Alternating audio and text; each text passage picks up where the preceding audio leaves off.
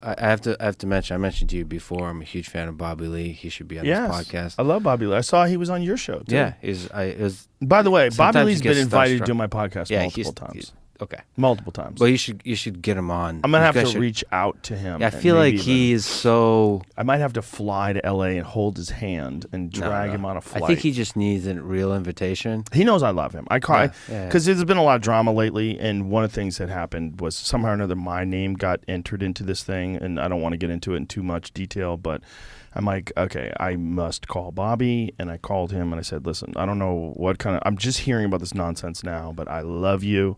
I would never let anybody talk bad about you. I would never let anybody come on my show and talk bad about you.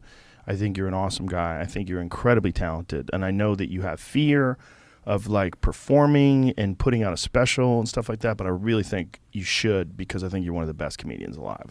And I've said that to him many, many times. I always give him shit like, when are you going to do a special? What are you doing?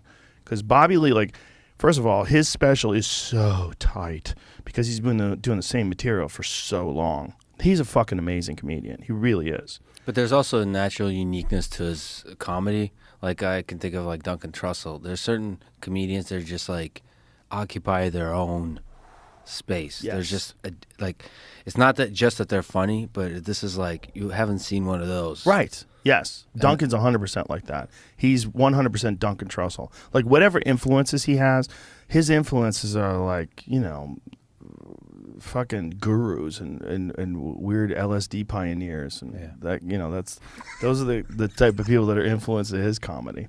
But he's Bobby Lee is he's a unique case. Yeah, so it would be an amazing podcast to have with him to be on your show. But he was great on yours. Yeah, he was. Well, I was also starstruck, which is weird. Certain people you meet because you've seen them so many times, you just it hits you like, oh wow, that's a real person too.